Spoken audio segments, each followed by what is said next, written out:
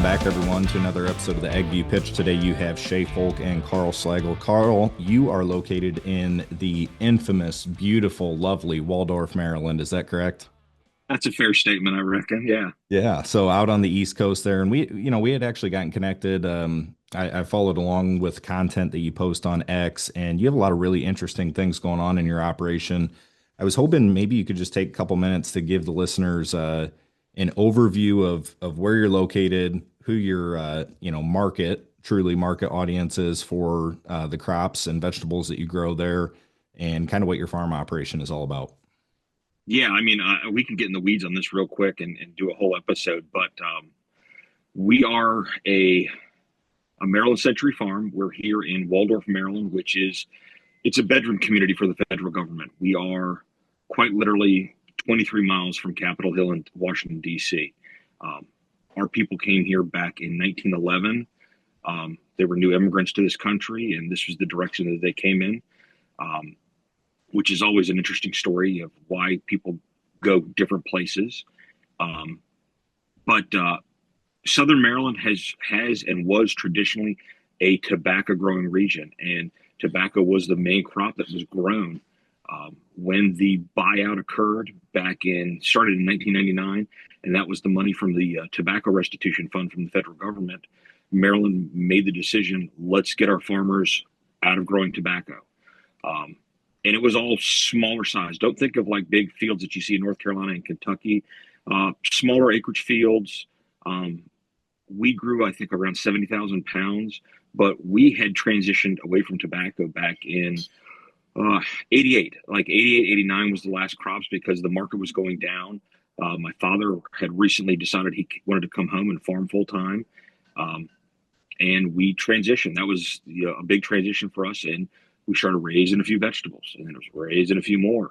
Um, we got very fortunate that we started doing farmers markets. That was the late 80s, early 90s is when farmers markets really, you started to see a bigger approach for that.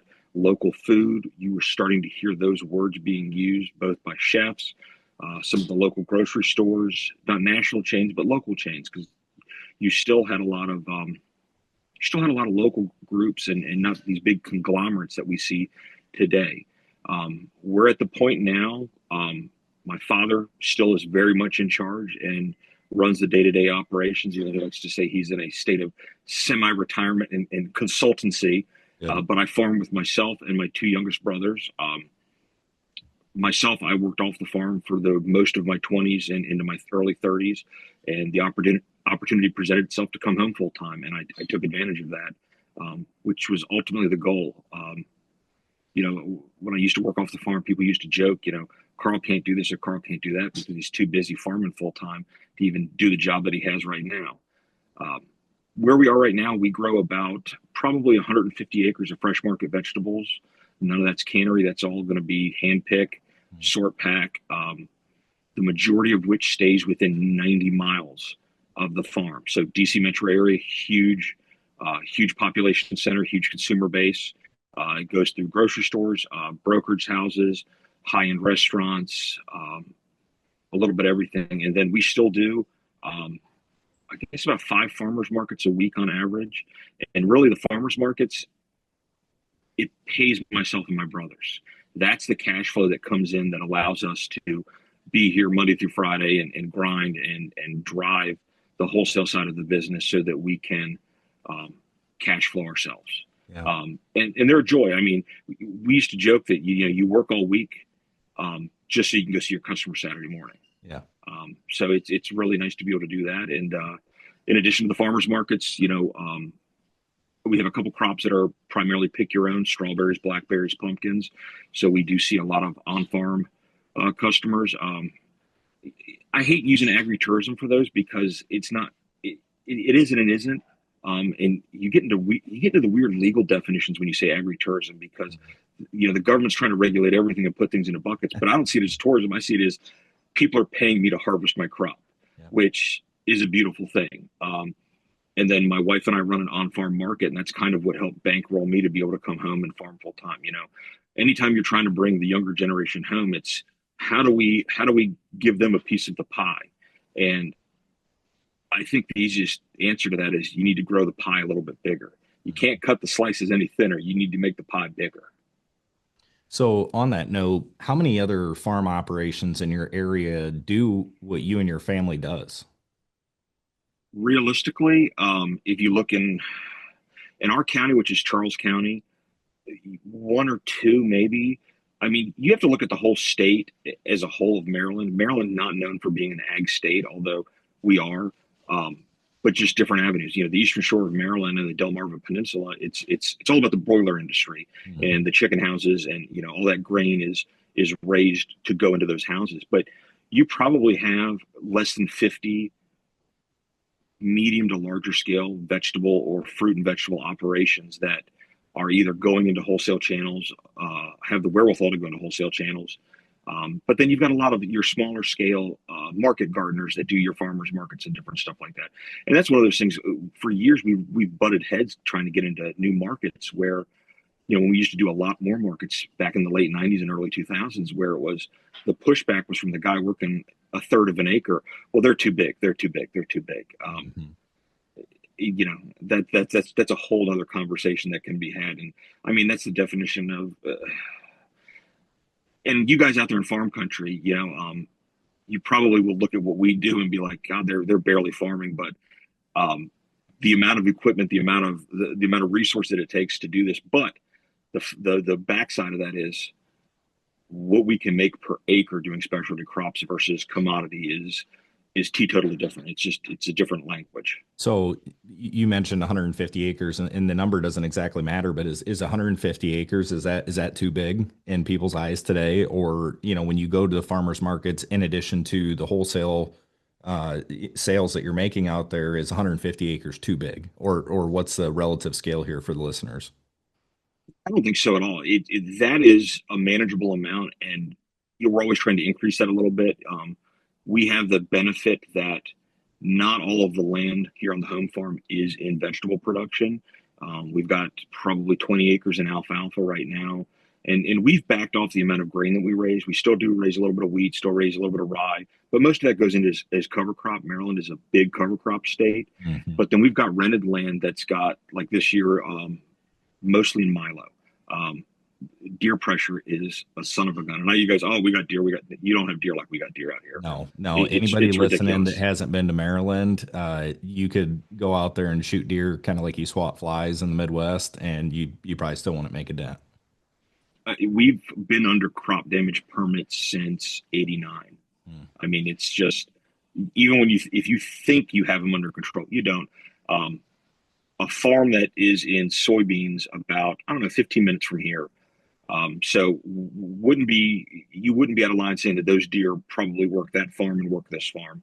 I drove by there, you know, right after they took the weed off and had drilled beans in, and you could literally count 50 deer in the field Hmm. working it already. I mean, it's crazy. So some of the farm operations that I work with out there in Maryland have seriously considered fencing around their larger tracts of land for corn and soybean production, like you said on the Eastern Shore, corn, soybeans, malt barley. Do you have fenced in fields on your vegetable production in order to combat that, or is it not as big of an issue with those types of products? Unfortunately, it would not be feasible because of the way our farm lays and the way it's situated. The county road cuts it directly in half. Hmm. So you'd be doubling your fence pricing just to do that. Now, I say that to say this: we do one of the big crops we start off the year with every year, strawberries, and this will be we're getting ready to start working. We're plastic's already up. We're starting to work land. We'll lay the new plastic right around Labor Day weekend. That'll be the 26th strawberry crop with it we've raised for pick your own. Cool. We do put a fence around those. Hmm. And for that, it's just single line, high tensile, and as hot as we can get it. Bait it with peanut butter, bait it with aluminum foil, and hope they learn a quick lesson real quick. Yeah. And if all else fails, lead poisoning seems to do the trick. Yep. Absolutely. I want to go back to something you said. Your family immigrated in 1911. Where's your family originally from? Germany. So my great grandfather came over, and it was himself, his brother-in-law, and his sister. And they bought this tract of land in Maryland. And it was funny. They came in and they were in Altoona, Pennsylvania, and they were working the railroads up in Altoona. And at that time, Maryland Maryland had a decent population decline to the point where they had a census coming up, and they were afraid that if they didn't get the population where it was supposed to be, they were going to lose a congressional seat. Wow. So they created a cabinet level position to recolonize Maryland, basically. So they went after, in Southern Maryland, specifically Waldorf, Brandywine, Baden area. It was the Bank of Brandywine held the notes. They went after the German-speaking population because they knew they were hard-headed, they knew they were stubborn, and they knew they'd pay their bills.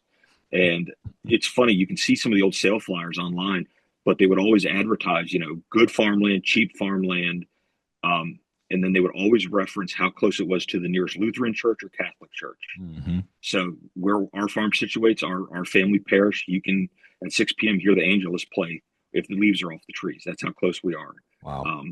But that's why we're here where we are. That's awesome. So my follow-up question that I had written down here before you mentioned that is if you could farm anywhere else in the country or in the world for that matter, where would it be and would you continue to do the vegetable production that you're doing? Oh, absolutely. I mean, I love raising vegetables. So there's two possible answers, and they're both going to be vegetable centric, either South Jersey or South Georgia. Okay. On the East Coast, vegetable production, it's all based on South Jersey or South Georgia. Those are where the numbers are. When South Georgia's coming out and it's starting to come up the coast, South Jersey is kind of they both make the market, so to say. Um, Tifton has a lot of vegetables that come out of Tifton, Georgia. South Jersey is only 3 hours away from here, so we're not even that far out of our market. And when you're in South Jersey, you can impact DC, Baltimore, Philly, and New York City all at the same time. Wow. And they've got beautiful soils up there. What kind of soils do you have then? That was another question I was going to ask. Oh, good God, it changes from one field to the next. We've got a lot of sand, a lot of loamy sand, a lot of sand and gravel. It was tobacco land. It's not great. We've got some clay. We've got, farmers are not hard about the way they name fields. That's the clay knoll over there, and Oh yeah. that's the field next to your house, and the sandy field back there. Yeah. Well, I want to shift gears a little bit. You've alluded to this. You said your two younger brothers are involved. I had done some looking. I think you have two sisters that are not involved in the farm operation, and dad's still around. Is that kind of the family centric part of the operation? Oh, it's worse than that. I have one sister. She's right in the middle. So it's I'm the oldest. I'm the oldest of 43, and then Luke is the youngest. What is Luke? 36. My math is right. There's 9 years between the oldest and the youngest. Yep. My brother Casey works off the farm, but he's here when you need him. Yep. My sister is a registered nurse, works in the local ER. I mean, all of our family is within a half hour of the farm. 45 minutes of the farm is a fair That's awesome. is a fair number. And then we've given my parents 16 grandchildren at this point. Congratulations. That's amazing. With that being said, outside of the family, then I imagine for that amount of vegetable production, you probably employ a number of other employees that are not involved in the family. What does that look like from a people management standpoint? So we do. We have some American-born workers, and those are mostly going to be on the sales side, farmers market help, sales barn help, things of that. Customer facing would be a better statement. Yep. But we do utilize and require a Hispanic workforce, and we utilize the H-2A program for that. We have used the H-2A program probably 26, 27 years at this point, since the late 90s. We could, back in the early to mid 90s, find some Hispanic workers that were resident aliens that were willing to work.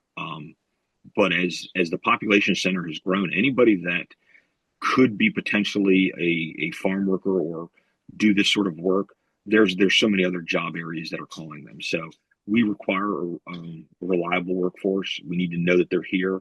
So we have used the H-2A program for that time period. And our crew of guys, the oldest, Roberto, has been with us 15 years now, maybe. And his son's here, his brother's here, his cousin's here. I mean, they're all family. They're family, and they're kind of part of our family. They're an important part of our operation. Yeah. How many employees then is that on a I know the H2A can operate in different ways, and maybe if you could give an overview of how that program works for some listeners that aren't familiar, is it a certain number of months? Is it, what's the kind of the time period that you have these workers? When do you need them? And then how many do you kind of rotate throughout the year? So with the H-2A program, you first have to show that there is a need. And that's all in the paperwork process. You have to have job advertisements. You have to be, and it used to be radio, TV, print. I don't know that it's that enforced now. I think you can do a little bit different stuff. And like with online, you can have the job boards and everything, but it's out there. So we do get a lot of people that respond to these different work ads from different countries around the world that want to fill these roles. Um, we do two different contracts with our guys. So it's seasonal workforce. They're pretty much capped at about 9 months. I think you might be able to squeeze a 10-month in there if you have calls for it. But our first guys come in usually about March the 15th. We bring in a crew that starts there. They rotate out about November the 15th. And then the secondary crew comes in April the 15th, and they'll be gone usually December the 15th. We really try to set these dates in advance, hard dates, because we fly them in, we fly them out. Part of that program is you are responsible for getting them in country. You are responsible for getting them to their home country. You can do the bus. You can do the Mexican shuttle bus that comes up out of Mexico. Our guys are Mexican. Um, a few years ago, our guys came to us and said, "Do you think you could see how much it would cost to fly home, and we'll pay the difference?" We're like, "Why do you want to fly home?" And it was at that time we found out that there was a problem. Mexico being a corrupt country, our guys were going across the border on, the Greyhound or the bus services that were going in there. And about 2 hours from the border, they were getting pulled over and they were getting rolled for money because all these federales knew that these boys had good, hard American cash in their pockets and been making money, and they wanted their piece of the pie. So now our guys will fly out of BWI or Reagan, and they'll be home that night sitting at their kitchen table. I'll get a Facebook message saying, "We're home, we're safe, we're good." Right. So it's one little thing that we can do. And honestly, if you do it right, you can buy an airplane ticket for damn near the same price as a bus ticket nowadays, Yeah. especially if you shop it early enough. Mm-hmm. So that's the two contracts. In addition to that, we are responsible for providing housing for them. So we don't have a house on the farm that we can put them in. So they live in town about 10 minutes away. So I'm responsible every morning. That's kind of, I crew boss them, and I go pick them up in the morning. I take them home in the evening. Tuesday night is grocery night. So we'll hit the Metro store so they can, get more minutes for their phone, and hit the Walmart if they need anything from Walmart, or go to the food line and get whatever. Sometimes we go to the Mexican grocery store and they get their specialty stuff. It just depends on what they need. I spend a lot of time with them. Yeah. With the, you mentioned their crew boss. Are you the one managing all the H-2A paperwork and the process that goes into that? Because I know for some people it can be quite overwhelming. And then I know there's also firms that do that work. So is that you, or are you working with someone on that? Thank God it's not me directly. Okay. I help do some of it, but Dad still handles that pretty much himself. There was a time where he did all of it, and he even said, "It's awful pulling yourself out and pulling your hair out trying to do all this." So we do use a law firm that specializes in this, and you pay that extra money to have somebody do it, but it's legal, it's done right, it's not going to get kicked back on you, as well as it does afford you a certain level of protection if something were to go sideways. Hmm. So, and maybe I missed it. Is this 10? Is this 15, 20 employees? How many are you working with here? Currently, we're at 8, and that's kind of where we're maxed out from a housing situation. Okay. You can't pack them in there like chickens. When they come out and inspect housing, they'll tell you can put this many people in this house. You can have this many people. We've got a house here on the farm that we're in the process of remodeling that we hope to get through inspection this year, so that we can, one, give them a little bit more room in the house that they're in. But it's time. We probably should have been to 10 employees here 2 years ago, Mm. but that's the direction we're moving towards. Great. No, I appreciate the background on that. The flip side then is there's a lot that you're managing and working with there. And then on top of that, family businesses are fun. I'm involved in two of them here, between the consulting work and then the seed business and the farm operation. And those dynamics are always interesting because it's not just what goes on at the farm, it's what goes on in the family, and when do you get together and where do you spend your time, and who does what. And I guess maybe just some perspective or kind of what you found to be a good balance within the family operation. You said it here before, is that nobody has all the answers. We're all just kind of working through this, doing the best that we can. But what are maybe some things that you found working with family that works well in your operation? So it's funny coming from a large family. We have a different dynamic. And I remember my wife is an only child, and she came into this Thunderdome when we were dating, and she goes, I don't understand how you people, I just don't understand you. She goes, I've seen you tell your brother to go fuck himself, and then an hour later you're sitting at lunch going, can you pass this or pass that? She goes, I said, you never miss an opportunity to tell somebody they're messing up. You never tell them miss an opportunity to tell somebody that you love them. It's that level of, I mean, let's be honest, anybody that's in a family relationship, if you say you get along all the time, you're a liar. It's personalities conflict, heads will butt. um, when I came into high school and went to college at first, I had no interest in coming home. I just, my old man and I, we butted heads so much. um, but see, going out and seeing the world and working for other people. And it's like, I remember sitting working at a regular job, and you didn't do this right, or you didn't do that right, and like they were going for an emotional response, and I'm like, no one can scream at me like my father can and cut to the quick. If you think you're going to upset me, I'm Yeah. sorry, that's just not going to happen. Um, no, it's maintaining a level of respect, and you know if you take care of the business, you take care of the family at the same time, and finding that mix. And my mother, God love her, she is she's the peacekeeper if there ever was one, and she's the first one to say it. At the end of the day, where it's like we're trying to hash something out, and she goes, "It's time to go home. You need to go across the street. Go home. Go to your family. This will be fine in the morning. We can deal with this in the morning. We can figure this out in the morning. This is not the thing that needs to be dealt with now. Everybody needs to go home, get dinner, go to sleep. We'll figure it out in the morning." So that's important. You know, trying to have planning meetings, and something we're always working on is, and I know everybody's like, oh, meetings are a waste of time, and it's like, no, you need to have strategic business meetings and planning meetings and kind of figure things out. But they can't devolve into bitch sessions, which they do. They do a lot. I know we did. My brothers and I did before COVID. Farm Credit had an ag business planner class, and I don't know if that's offered out in the Midwest and all, but it was a big deal out here. And they had Dr. David Cole out of Virginia Tech who kind of facilitated it, who's an ag economist, if you're not aware of him. Smart guy. Yep. And we went through and wrote a business plan and did this and did that. And there's a lot of good classes out of it. And then we go down to Raleigh to go over and kind of tie everything up in a bow. And they put a challenge out there. And it's a really interesting challenge. And I encourage people to do it at every level of business, especially family businesses. But take a hat, throw it on the table, piece of paper, write everybody's name on a piece of paper, throw it in the hat. Stir them up, shake them up, pull a name out the hat. That person just dropped dead. How are you going to run your business? Mm-hmm. And he was kind of relaying some of this and some of these drills that he's done, and they did it in one situation where it was the old man that died. And the sons kind of started, well, we should do this and we should do that. And the old man's like, no, I don't want that done that way. And he's like, doesn't really matter what you want, you're dead. Yeah.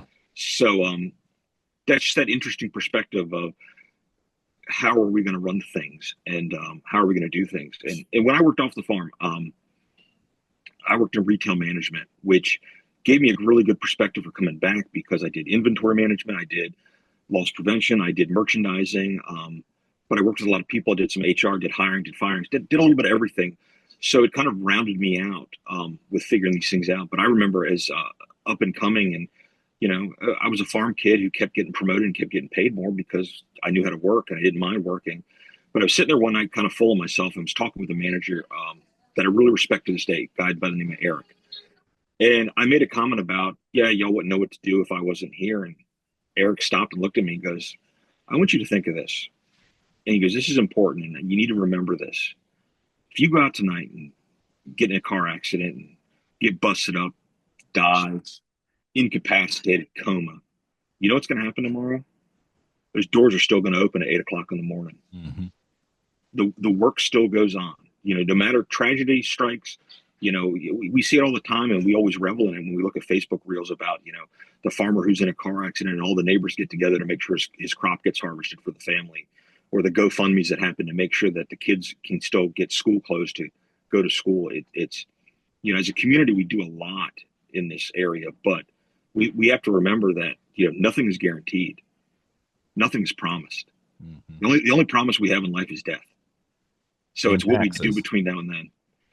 You don't. That is a decision. You cannot pay taxes. You That's you can be like true. Wesley Snipes. You just don't like the circumstances that happen. We all make choices in life. I really appreciate your comment there about Dr. Cole's phenomenal. We've had him at our conference a couple times and just really gets you thinking. I was in the military for a number of years, still am. And we always called it the dead gunner drill. So if your machine gunner gets killed, who's stepping up and taking that most casualty producing weapon, that machine gun, or when you're running through a shoot house, or when you're conducting a planning training drill, squad leader's dead, platoon sergeant's dead, how are you balancing equipment or whatever. And so it's a bit more natural for me to think through that process, but we see that a lot when we work with farms in the transition planning is, unfortunately and tragically, it's not the senior partner that something happens to all the time. We've had several situations where the junior partner dies in their sleep or is incapacitated, or, like you said, working with families fun. What happens when the key player has had enough because of all the BS that's going on and they leave and quit? And some of those roles are not as easy to fill. Like you said, the show's going to go on, but to what extent or what capacity? And sometimes in family farms, in small ag businesses, the impact of that person leaving can have and leave a much greater hole than it would in some of these other businesses. So, I think that's pretty important in it. And I like your comment about the strategic planning is you need to have structure. A lot of times what we do on the consulting side is we just help facilitate those conversations, to have a mediator in there, someone that is not emotionally tied to the family business, that says, here's the topics we need to cover, here's how we get through it, and then let's move forward with the accountability, the action items, how are we going to implement that. I think bringing in those types of the people, it's the work that we do, but just have someone be part of that. Have a strategic partner. Have someone that knows your family business, that knows the family inside and out. Come in and be part of that decision making process, or sit on as a board of advisors in order to help make the farm operation better. So, I don't know. Any other comments on that, Carl? You know, it, the thing that probably should be concerning most people in our age group, or most people farming right now today, is just the sheer volume of assets that are going to change hands in the next 10 to 15 years. Mhm. And the crazy thing about it is all of the time and effort that has been spent by so many great partners on talking about transition plans, Farm Bureau, nationwide. And I know all the things that you guys have out there, all of the startup guys like that you're doing it. Oh, what's that other guy from out west who does a really great job on Twitter and talks about it? I feel like an ass now. I can't remember his name. Um, Farm Journal had a huge expose within the past 10 years where they followed through with families and were very upfront.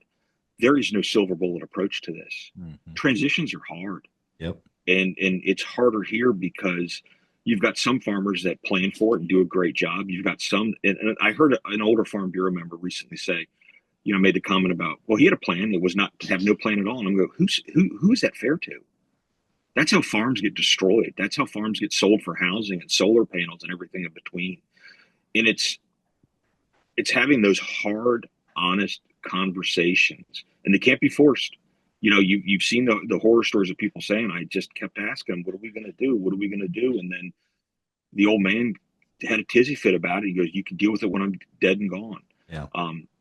Seeing so many of these family farms that where there's plans of where you've got multiple siblings, where you've got one or two siblings, maybe they're making their living on the farm, and then they're having to buy the farm back from other siblings. Um, yeah, there's no silver bullet approach to this, and there's no one size fits it all. Um, it's about having the honest conversations and having those hard conversations while people are still living, and it's really trying to take the emotion out of it. and there's I no answer agree. for it. It's hard. It is hard, and it's the hardest thing you have to do once in your life, and very few people have it figured out. But I would encourage you that if you're facing that situation, reach out to someone. Start getting a plan in place, start having those hard conversations because it doesn't get easier with time. Carl, I want to wrap up here. I know you're actively involved on Farm Bureau.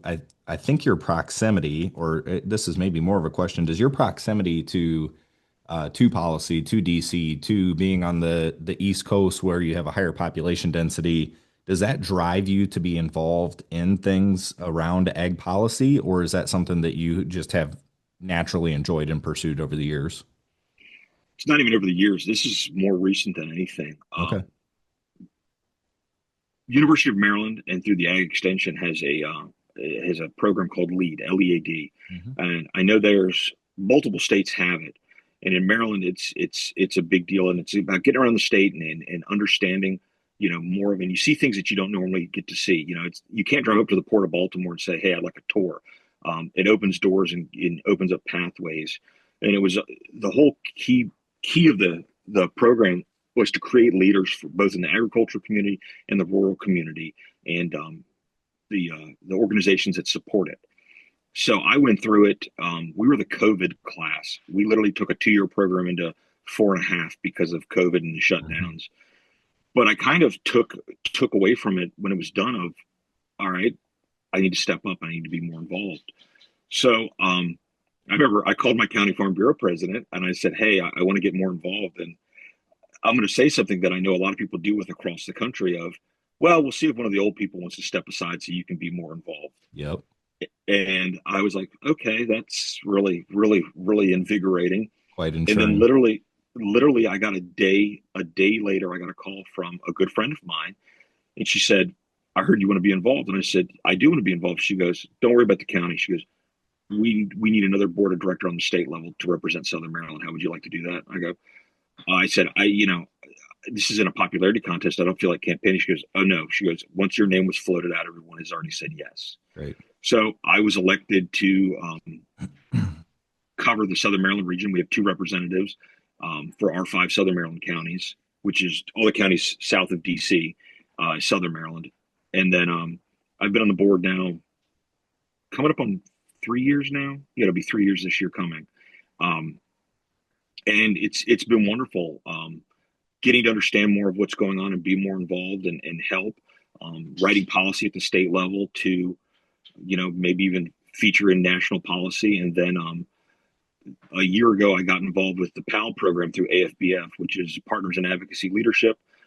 That's 10 ag leaders from around the country. So it's a real great cross section of the different things we touch. We've got dairymen, we've got crop farmers, we've got um, uh, educational people, we've got a little bit of everything, and everybody, is very involved and active and wants to be able to tell their story. And it's really hyper focused on how do you advocate? How do you get out there?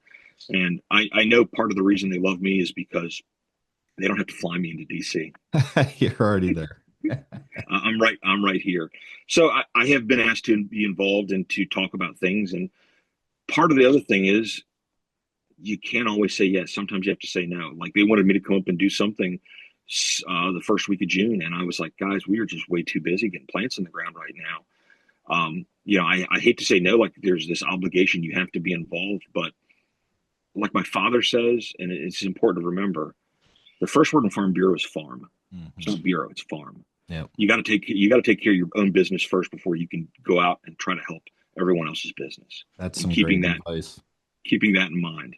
The closing comment here that I have, and then I need to run, is with your involvement here recently, and maybe some of the things that you've been exposed to through those experiences you mentioned, for farmers listening, and I would say particularly in that 30 to 45 or 50 age group, if they haven't historically been involved in ag policy or farm bureau or the decisions that are being made around them, either because of they don't like the political outlook, they don't like the popularity contest, they don't like the extra work that it takes to be involved. If there was one thing that you could tell them of why they should be involved or why it's important, or maybe the overarching theme that you found, what would that be as we close out here?